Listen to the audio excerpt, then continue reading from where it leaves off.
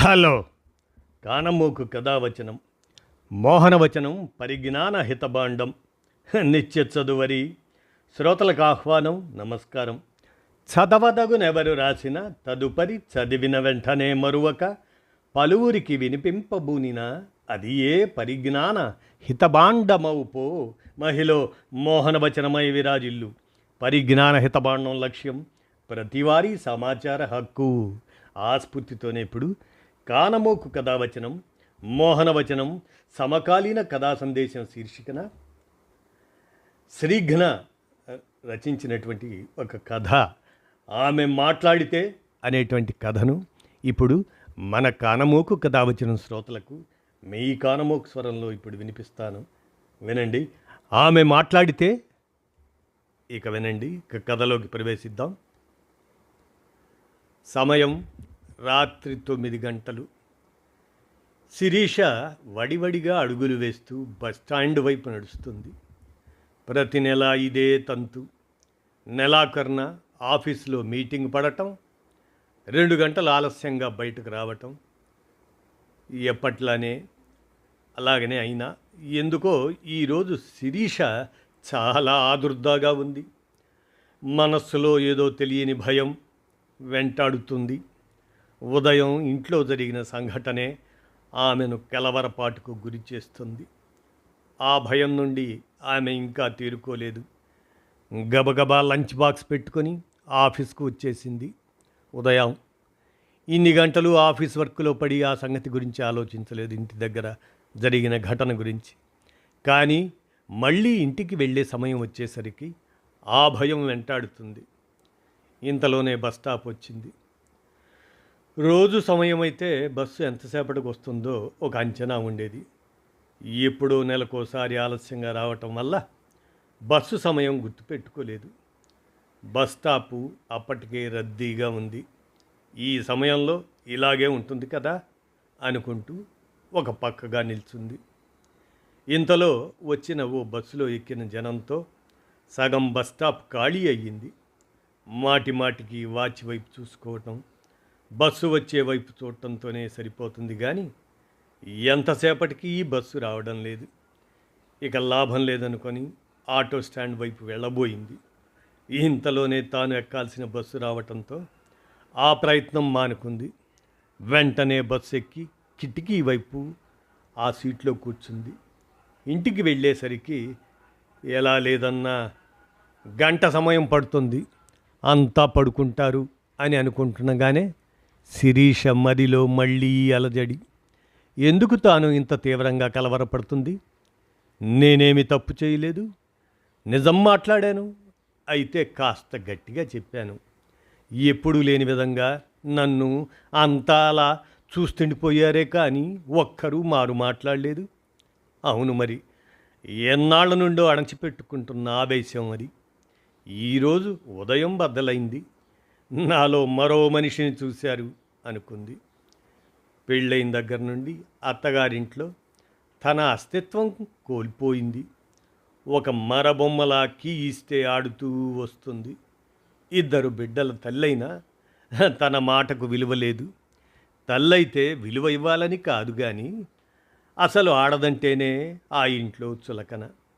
భర్త శ్రీధర్ చెడ్డవాడు కాదు, కానీ తనను అర్థం చేసుకొని మగాడు. ఇక అత్తగారు మామగారి అడుగులకు మడుగులొత్తే స్థితి. తన మాటే పట్టించుకోరు. నిజం చెప్పాలంటే ఆడవాళ్ళు మాట్లాడటమంటేనే ఆ ఇంట్లో నేరం. ఎన్ని అన్నా నోరు మూసుకొని ఉండాల్సిందే. పిల్లలు కనేదాకా ఇంటిడి చాకిరీ చేసేది. ఎప్పుడో వీలున్నప్పుడు పుట్టింటికి పంపించేవారు. తన ఇష్టమో అమ్మా నాన్న ఇష్టమో ఇక్కడ చెల్లదు. వారు వెళ్ళమన్నప్పుడే వెళ్ళాలి, లేకపోతే అంతే. పండగని పబ్బమని అలాంటివి ఏమీ లేవు. వెళ్తామంటే కుదరదు. ఇటువంటి పరిస్థితుల్లో ఒకరోజు మామగారు సమావేశం పెట్టి మరీ తన ఉద్యోగ ప్రసక్తి తెచ్చారు. నాకు తెలిసిన స్నేహితుడి కంపెనీ ఇక్కడకు దగ్గరలోనే ఉంది, అకౌంటెంట్ అవసరమట. ఇక్కడి నుండి గంటే ప్రయాణం. మన ఇంటి ముందు బస్సు ఎక్కితే కంపెనీ ముందు ఆగుతుంది. అదే చివరి స్టాప్ కూడా. శిరీష ఎలాగూ డిగ్రీ చదివింది కదా, తనను అక్కడికి పంపిద్దాం అంటూ చెప్పుకొచ్చారు. అసలు నేను చదివింది ఏ గ్రూపు, అకౌంట్స్ చేస్తావా అని మాట మాత్రం కూడా అడగలేదు. అయినా పిల్లలు చిన్నవారు, 2-3 తరగతులు చదువుతున్నారు. ఈ సమయంలో నాకు ఉద్యోగం అవసరమా అని అనుకుంటూ భర్త తన అభిప్రాయం అడుగుతాడేమోనని ఆశపడింది. కానీ ఆ అవకాశం లేకపోగా, సరే నాన్న, నీ ఇష్టం, అలాగే కానీ అంటూ సమాధానం ఇచ్చేశాడు శ్రీధర్. ఇక తనేం మాట్లాడుతుంది? అత్తగారు కూడా మామగారి ముందు నోరెత్తే అవకాశమే లేదు. మరి ఈ పరిస్థితుల్లో కట్టలు తెంచుకొని వస్తున్న దుఃఖాన్ని ఆపుకుంటూ వంటగదిలోకి వెళ్ళిపోయింది. తన వెంట అత్తగారు కూడా వచ్చారు. అత్తయ్య, నాకు ఉద్యోగం చేయటం ఇష్టం లేదు. నేను పిల్లలను చూసుకుంటూ ఇంటి దగ్గరే ఉంటాను. మీరైనా మామగారితో చెప్పండి అంటూ ప్రాధేయపడింది. అత్తగారి నుండి మౌనమే సమాధానమైంది. కాసేపటికి ఆమె మాట్లాడుతూ, చూడమ్మా, నువ్వు వచ్చిన దగ్గర నుండి చూస్తున్నావు కదా ఇంటి పరిస్థితి. ఆయనకు ఎదురు చెప్పటం కుదరదు. ఏం పర్వాలేదులే, వెళ్ళు. ఈ రోజుల్లో ఖర్చులు భరించాలంటే ఇద్దరూ కష్టపడకపోతే ఎలా? పిల్లల మీద ఆధారపడతామా ఏమిటి? ఓపిక ఉన్నప్పుడే 4 రాళ్ళు వెనకేసుకోవాలి అంటూ నా నోరు నొక్కేశారు. అది నిజమే కదా అని నేను సరేనని తలాడించక తప్పలేదు. పిల్లలను నేను చూసుకుంటాను, నువ్వు వెళ్ళు తల్లి అని అనునయించేసరికి దుఃఖాన్ని ఆపుకోలేక బోరున ఏడ్చేసింది. మరుసటి ఉదయమే కంపెనీకి వెళ్ళాలని మామగారి నుండి ఆదేశాలు వచ్చాయి. ఎప్పుడు లేచే సమయానికి 2 గంటల ముందే లేచి పనులు ముగించుకొని పిల్లలను స్కూల్కి రెడీ చేసి అయిష్టంగానే ఉద్యోగానికి బయలుదేరింది శిరీష. ఉద్యోగంలో చేరితే ఇంటి పనుల్లో కొంత వెసులుబాటు ఉంటుందనుకున్న తనకు అక్కడా ఇక్కడ గొడ్డు చాకిరీ తప్పటం లేదు. సాయంత్రం అయ్యేసరికి ఒళ్ళు హూనమైపోతుంది. ఓపిక ఉన్నా లేకున్నా తప్పటం లేదు అనుకుంది మొదట్లో. అయితే ఆఫీస్కు అలవాటు పడ్డాక శిరీషలో కొంత మార్పు వచ్చింది. ఆర్థికంగా తనకు స్వేచ్ఛ వచ్చింది కదా, పిల్లలకు తనకు ఏం కావాలో అవి కొనుక్కోవచ్చు. ప్రతిదానికి శ్రీధర్ మీద ఆధారపడకూడదు అని అనుకుంది. అప్పుడే 4 రోజులు గడిచిపోయాయి. జీతాలు ఇచ్చే రోజున ఎప్పుడూ లేనిది మామగారు, అమ్మా శిరీష అంటూ ఎంతో ప్రేమగా పిలిచారు. నువ్వు ఉద్యోగానికి వెళ్ళి ఈ రోజుకు నెల అయింది కదా, జీతం అది ఇస్తారనుకొని ఎవరిని అడక్కమ్మా. ఎందుకంటే ఎల్ఐసి ప్రీమియం పెండింగ్లో ఉందని 3 రోజుల క్రితమే మీ యజమానిని, అదే నా ఫ్రెండ్ని అడిగి జీతం తీసుకున్నాను అని చల్లగా చెప్పారు. అంతే, శిరీష కళ్ళు బైర్లు కమ్మాయి. నెలంతా నేను కష్టపడటం ఏమిటి, డబ్బులు ఆయన వాడుకోవటం ఏమిటి అని గట్టిగా నిలదీద్దామనుకుంది. కానీ నోరు పెగల్లేదు. ఇలా రోజులు దొర్లిపోతున్నాయి. నెల ఏదో ఒక కారణంతో అడ్వాన్స్గా జీతం తీసుకోవటం, నెలాఖరున మిగిలిన చిల్లరతో తన ఛార్జీలు, పిల్లలు తినే ఏవైనా 4 రకాల తినుబండారాలు మాత్రమే వచ్చేవి. ఈ పరిస్థితి శిరీషకు ఎంతో దారుణంగా అనిపిస్తుంది. మామగారిని నిలదీయకపోయినా శ్రీధర్ దగ్గరైనా ఈ విషయం ప్రసక్తి తెచ్చే అవకాశం లేకుండా పోతుంది. ఎప్పుడైనా పిల్లలు పడుకున్నాక జీతం ప్రస్తావన తెచ్చినా అంతా విని, సరే మాట్లాడకుండా పడుకో, మా నాన్నకు అన్నీ తెలుసు, ఉద్యోగం చేస్తున్నామని తెలివితేటలు ప్రదర్శించకు, మొత్తం జీతం తీసుకోవడం లేదుగా, ఎంతో కొంత మిగులుతుంది కదా, అది సరిపోదా మనకు, నేను తెచ్చే దాంతో ఇల్లు గడుస్తుంది కదా అంటూ నోరు మూయించేవాడు. ఇలా భారంగా రోజులు గడుస్తున్నాయి. మొన్న ఈ మధ్య టీవీల్లో ఋతుస్రావంలో ఉన్న ఓ విద్యార్థినిని బయట కూర్చోబెట్టి పరీక్ష రాయించారు అన్న వార్త వచ్చింది. వంటగదిలో ఉన్న నాకు ఆ ఘోరం చెవిన పడి మనస్సు చాలా బాధ అనిపించింది. వార్తా ప్రసారం ఇంకా పూర్తవ్వకుండానే మామగారు దాని మీద ప్రసంగం ప్రారంభించారు. చీచీ, ఎంత అప్రదిష్ట, వెధవసంతా ఎంతకి బరి తెగించారు. పీరియడ్లో ఉంటే స్కూలుకు రావాలా? వీళ్ళు చదివి ఉద్ధరించేది ఏముంది? అన్ని చోట్ల తయారై కూర్చున్నారు. అసలు వీరొచ్చి కదా మగాళ్లకు ఉద్యోగాలు లేకుండా పోయింది. హాయిగా ఇంట్లో కూర్చొని పిల్లల ఆలనా పాలనా చూసుకుంటే సరిపోదు. ఆహా, అలా ఎలా కుదురుతుంది? తగుదునమ్మా అని అన్ని చోట్లకు వచ్చేశారు. మగాడికి విలువ లేకుండా చేసి పారేశారు. ఇప్పుడు ఈ సమయంలో కూడా తయారైపోయారు. జాతి తక్కువ మంద. అందుకే ఈ పిదప బుద్ధులు. ఇలా ఇంకా ఎన్నో తన నోటికి అడ్డు ఆపు లేకుండా వాగుతూనే ఉన్నారు. వంటగదిలో ఉన్న అత్తగారు అవేమీ తనను కావన్నట్లుగా తన పని తాను చేసుకుని పోతుంది. కానీ శిరీష అలా ఉండలేకపోయింది. చేతిలో ఉన్న పనిని అమాంతం పక్కన పడేసి మామగారి దగ్గరకు పరిగెత్తుకొని వచ్చింది. మామయ్య అని గట్టిగా పిలిచింది. కాదు, అరిచింది. ఆ అరుపుతో మామగారే కాదు, అత్తయ్య, శ్రీధర్ కూడా ఉలిక్కి పడ్డారు. అవేమీ పట్టించుకొని శిరీష, ఏంటి మామయ్య అంటున్నారు?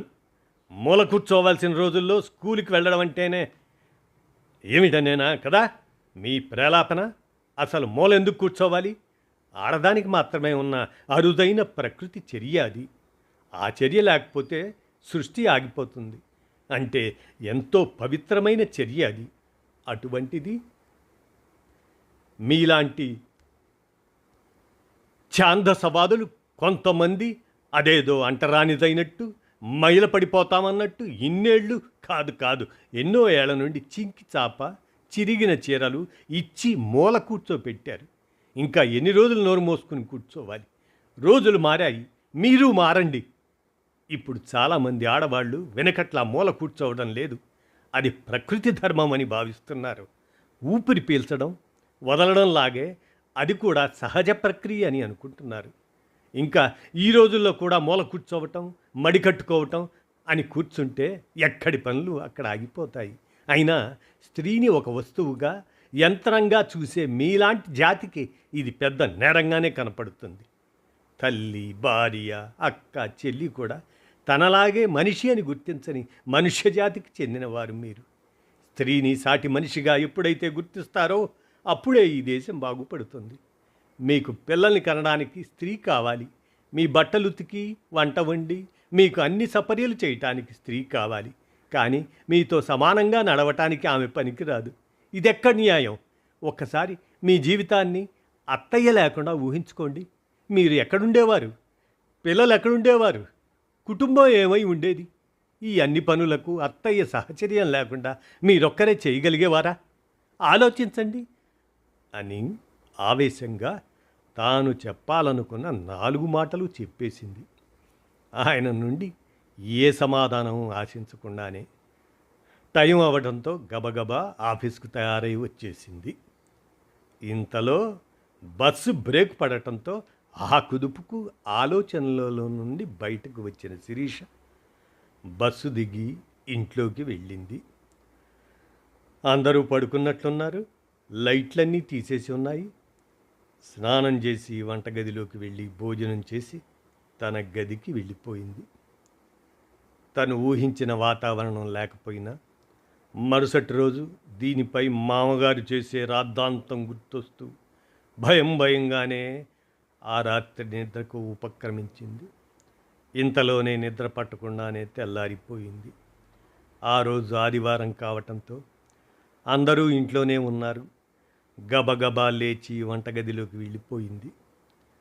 అమ్మా శిరీష అన్న మామగారి పిలుపుతో తటపటాయిస్తూనే ఆగింది. నన్ను క్షమించమ్మా, ఇంతకు మించి నేనేమీ మాట్లాడలేను. మీ అత్తయ్య లేకుండా నేను లేను. నాకు కుటుంబమే లేదు. ఇది ఆలోచించాకే నేను ఒక నిర్ణయానికి వచ్చాను. ఇంకెప్పుడూ ఆడవాళ్లను చులకన చేసి మాట్లాడను. చిన్నదానివైనా నా కళ్ళు తెరిపించావు అంటూ మామగారు అంటుంటే శిరీషకు నోట మాట రాలేదు. తాను అడిగిన అన్ని ప్రశ్నలకు మామగారి నుండి వచ్చిన సమాధానంతో ఆమె ఆనందానికి అవధులు లేకుండా పోయాయి. ఇదండి ఆమె మాట్లాడితే అనేటువంటి ఈ కథను రచించింది శ్రీఘ్న. ఈ కథను కానమోకు కథావచనం, మోహనవచనం, సమకాలీన కథా సందేశం శీర్షికగా మీ కానమోకు స్వరంలో మన కానమోకు కథావచన శ్రోతలకు వినిపించాను. విన్నారుగా. ధన్యవాదాలు.